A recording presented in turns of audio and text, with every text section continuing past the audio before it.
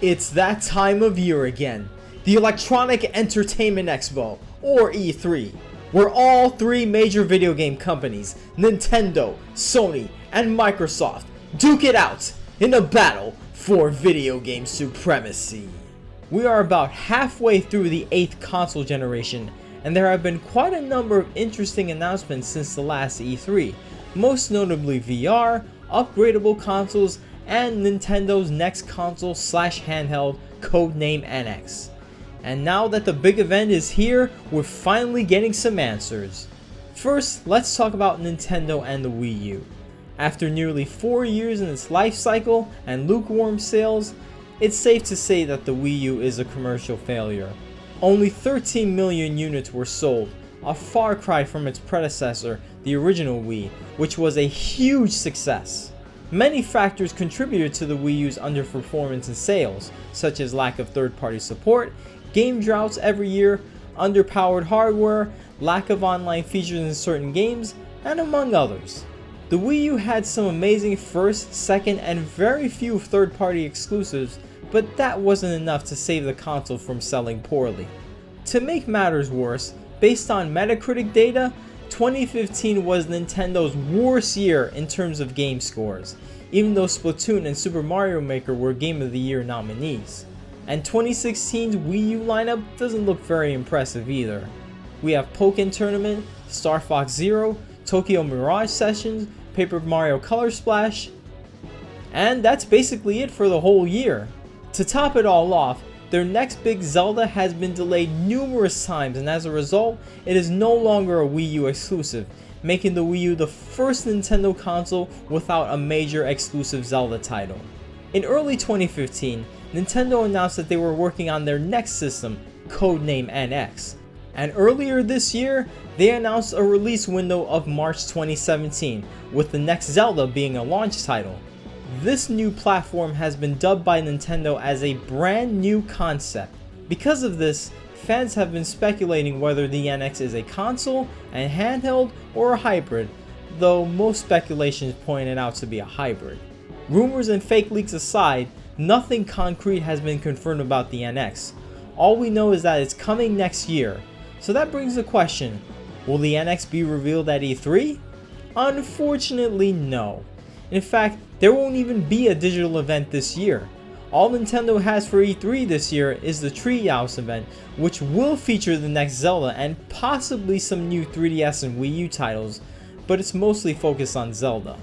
So the ultimate question is, what exactly does Nintendo have in store for E3? More importantly, what are their plans for the remainder of 2016? Only way to find out is at E3 this year. Next up is Sony and the PlayStation 4, the market leader of the 8th gen consoles.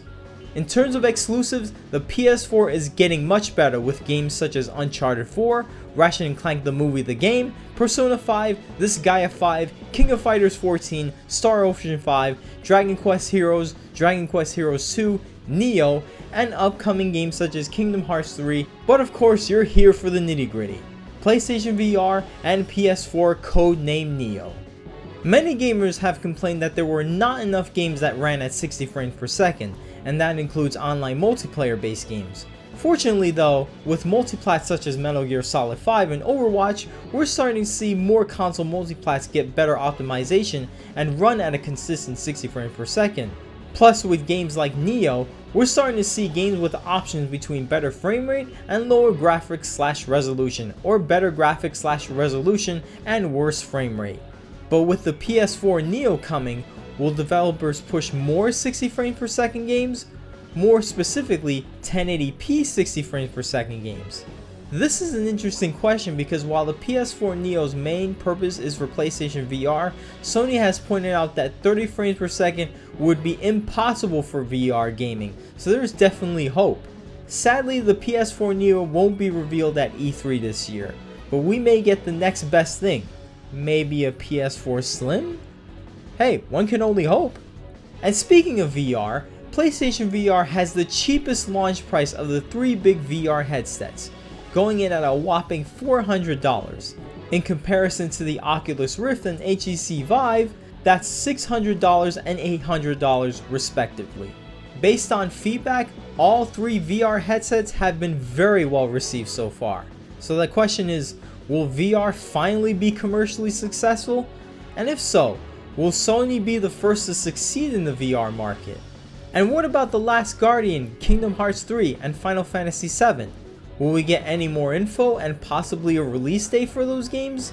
Only way to find out is at E3 this year. Next up is the middle tier console, the Xbox One. While it's nowhere near as successful as the PS4, it's certainly not the commercial flop the Wii U is. In fact, it's close to surpassing the lifetime sales of the original Xbox, and it's only 2.5 years old. While the pre-launch debacle hurt sales in the beginning, Microsoft definitely turned things around for the console big time, and as a result, it's doing okay. But there are other factors that contribute to the not so great sales. First off, the console isn't as powerful as the PS4. Multiplats in general run better on the PS4. Second, by the time Microsoft addressed all the major complaints with the Xbox One, the PS4 already had a huge install base, and there's not enough exclusives to lure in the PS4 audience. Outside of Halo, Gears of War, and Forza, most of the Xbox One's exclusives get ported over to the PC, and in this day and age, building a gaming PC isn't exactly rocket science. While I do appreciate Microsoft pushing support for the PC gaming market, Microsoft needs more must-have exclusives to stay competitive with the PS4, or else they're going to be at a distant second place in sales. Backwards compatibility is nice, but that's not enough. The last big exclusive for the Xbox One was Halo 5, and that wasn't enough either. Gears of War 4 is coming, so it's uncertain of how well that game's gonna do. Like the PS4 Neo, Microsoft is also developing an upgraded version of the Xbox One, codenamed Scorpio. And like on the PS4, Xbox One also has seen improvements with multiplats such as Metal Gear Solid 5 and Overwatch, which also run at 60 frames per second on the Xbox One. Will we see an improvement with performance in games like the PS4 Neo? And will we see more must-have exclusives? Only way to find out is at E3 this year. Last year's E3 marked the first ever PC gaming show, and this year, AMD and PC Gamer are trying again. Last year's PC gaming show wasn't very well received. Many people said that it was too boring and it went on for too long, and overall, it didn't have the thrill and excitement that the other conferences had. Will the PC gaming show knock it out of the ballpark this year? Will it entice console players to jump to the PC master race? Only way to find out is at E3 this year. Who will come out on top? Who will deliver the best conference? Who will deliver the best games?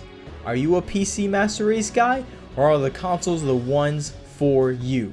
All of our questions will finally be answered at E3 this year. Like last year and the year before, you can watch all the E3 action live on twitch.tv/twitch or on the Twitch app for mobile and consoles, and search for Twitch's official account. You can also watch them on the official E3 YouTube channel live. But there are other ways to watch the conferences. Microsoft's conference will air tomorrow, June 13th at 12:30 PM Eastern, 9:30 AM Pacific. You can watch it on Spike TV if you have cable or satellite, Xbox Live for Xbox One and Xbox 360, Xbox.com, or on YouTube or Twitch. The PC gaming show will also air tomorrow, immediately following Microsoft's conference. It will be on at 2:30 PM Eastern, 11:30 AM Pacific. You can watch it on twitch.tv/PCGamer or on youtube.com/PCGamer. Sony's conference will air tomorrow as well, but much later in the evening and at night. It will be on at 9 PM Eastern, 6 PM Pacific. You can watch it on the official US PlayStation website, the E3 app for PS4 and PS3, or on YouTube or Twitch.